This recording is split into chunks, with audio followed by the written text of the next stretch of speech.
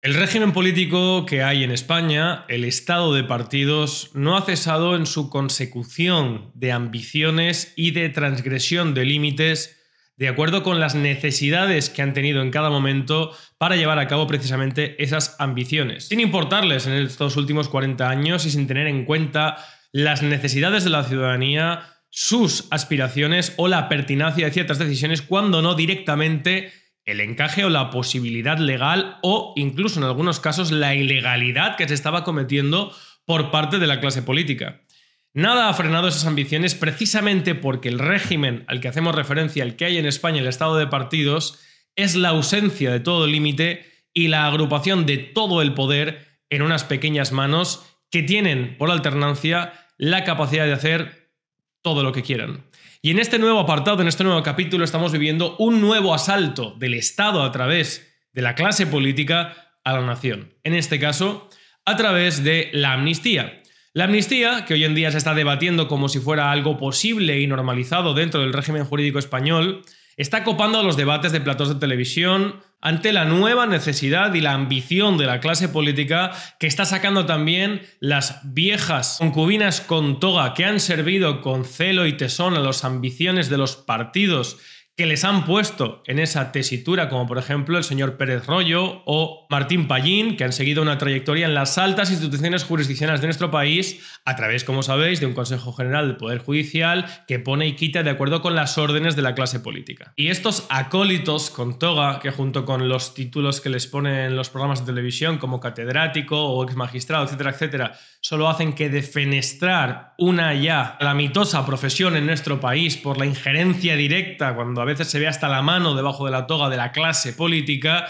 pues se han unido junto con los tertulianos también puestos en los puestos de televisión por la clase política a este debate diciendo cosas realmente escalofriantes, cuando no vergonzosas, de aquellos que se llaman a sí mismos juristas. Por ejemplo, el señor Martín Pallín expresaba recientemente que el derecho de autodeterminación en el mundo nunca se ha dado a través de referéndum, justificando así, por lo tanto, alguna acción unilateral. Este señor, en principio exmagistrado y jurista de reconocido prestigio según la televisión, se habrá olvidado de los casi 23 casos en todo el mundo que ha habido en el que a través de referéndum ha salido o el sí o el no en aquellos sujetos políticos que han sido colonias y donde sí cabía la aplicación del derecho de autodeterminación. Casos como Sudán, Jamaica, Eritrea o la Guinea Francesa, entre muchos otros. Cuando no, el catedrático señor Royo, estableciendo en los platós de La Sexta que la amnistía, como no está expresamente con el nombre de amnistía prohibida en la Constitución española, tendría cabida. Muy bien, entonces como tal también habría que derogar el Código Civil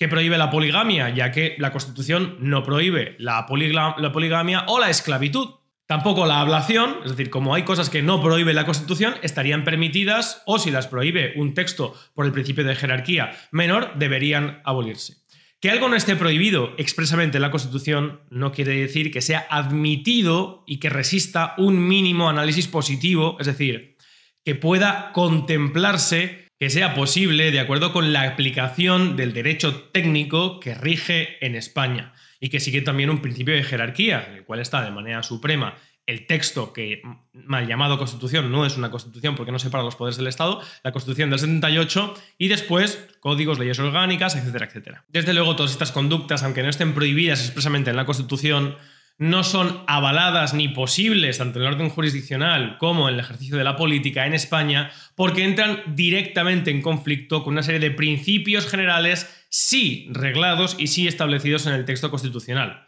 Aunque, como bien sabemos, la clase política los mueve a conveniencia y a través de un órgano no jurisdiccional nombrado por los políticos como el Tribunal Constitucional, los avala y los pone a pertinencia a disposición, como digo, de las necesidades políticas. Y en este caso concreto de la amnistía, en la propia Constitución sí que hay una mención expresa a algo que sí que se permite, que es el indulto. Como hemos explicado en este canal, la diferencia entre el indulto y la amnistía es claro. El indulto lo que hace es perdonar la pena. Es decir, alguien ha cometido un delito, ha sido enjuiciado, ha sido condenado por ese delito, pero se le perdona la pena que tiene que cumplir. Se suprime simplemente la punibilidad, aunque se sigue reconociendo y estableciendo que esa persona ha sido el autor de un ilícito penal, es responsable por él, pero por las circunstancias X que se quieran, pues se le perdona la pena. La amnistía no tiene nada que ver con esto. La amnistía es la eliminación, la supresión del delito, sea cometido por uno, por varios, sea por el acontecimiento que sea, se suprime, se elimina el delito. Es decir, el mensaje que se lanza, que ya es bastante grave en el indulto, porque Francis Bacon, que habló del indulto,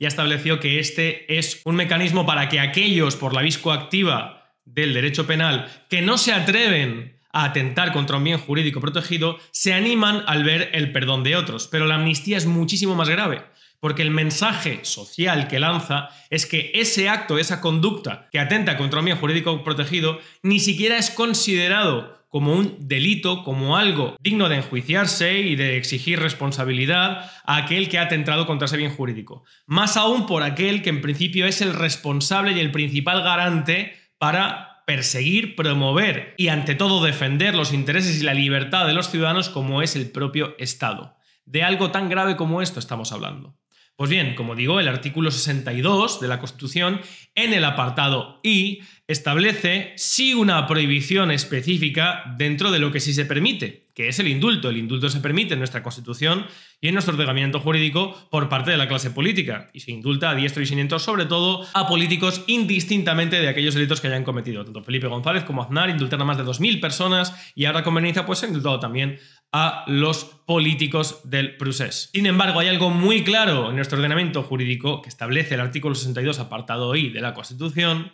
que es que en el ejercicio al indulto, al perdón, lo que no cabe, porque ya sería una amnistía, es, como dice la propia Constitución, que no se podrá autorizar indultos generales. ¿Qué significa esto? Significa que se puede indultar a personas que hayan sido responsables de delitos, hayan sido encausadas, enjuiciadas, condenadas y a la hora de cumplir su pena se les perdona la pena. Pero un indulto general es un indulto a la conducta, al acto. Por lo tanto, lo que se suprime, lo que se omite, lo que se sustrae de una facultad que obliga también la Constitución en el artículo 117.3, que es la exigencia de que son los tribunales de justicia aquellos encargados de juzgar y hacer cumplir lo juzgado, y se les da a la clase política la facultad de establecer qué es y qué no es delito, qué conducta es enjuiciable y qué no. Y eso es peligrosísimo. Se establece con ello una arbitrariedad y una inseguridad jurídica que ni las monarquías absolutas a través de los reyes que enjuiciaban a unos o perdonaban a otros, ni siquiera en aquella época se atrevían a tanto. Por eso el artículo 62, apartado I, prohíbe los indultos generales, que aunque no lleven o estén expresados con la palabra amnistía, significan literalmente lo mismo. Un indulto general no determinado hacia una persona responsable de un delito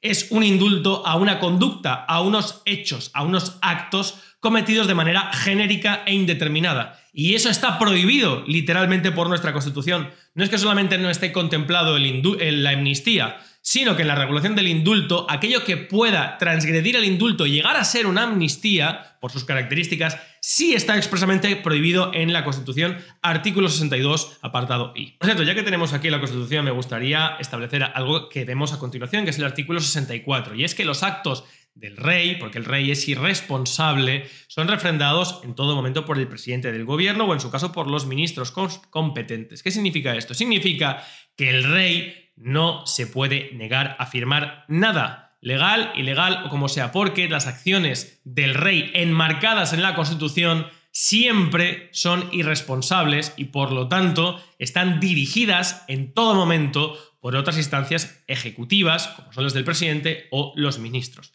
El rey no puede negarse a firmar y desde luego ya no entro en los bulos de si ha echado o ha dejado de echar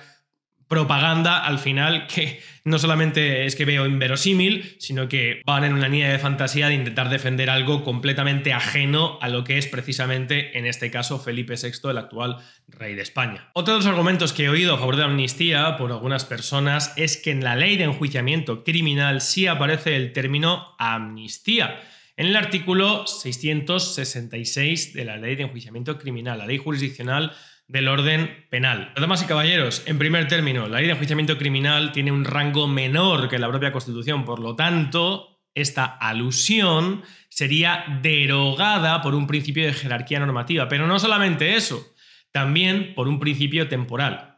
La ley de enjuiciamiento criminal española data de 1882, donde sí existía la amnistía. ¿Qué sucede? Pues que no ha habido una nueva ley de enjuiciamiento criminal desde 1882 y como no se ha hecho un nuevo texto, aquellas acepciones o alusiones, como por ejemplo a la amnistía, ni siquiera pueden ser tomadas en cuenta, ya que el orden jurídico supremo establecido por el texto constitucional es el que rige en qué ámbito se puede desarrollar o no, en este caso la aplicación del derecho penal. Tal es así que, por ejemplo, hay un caso en el que vimos esto de manera expresa, el Código Penal. El Código Penal de 1973 sí hacía también, al igual que en este caso, mención a la amnistía en su artículo 112.3. Cuando este Código Penal se reescribió, o mejor dicho, se presentó, se aprobó un nuevo Código Penal en 1995, lapso de tiempo en el que ya se aprobó la Constitución del 78, se suprimió la amnistía, el término amnistía en este artículo. Como digo, el del 112.3. Si hubiera hoy en día la redacción y aprobación de una nueva ley de enjuiciamiento criminal, de acuerdo con el régimen jurídico actual, tendría que suprimirse también en el 666 de dicha ley el término amnistía, porque no tiene encaje ni posibilidad como tal, legalmente hablando, en nuestro ordenamiento jurídico. Y por último, aquellos también que establecen como precedente la famosa amnistía fiscal de Montoro, el ministro de Economía del señor Mariano Rajoy.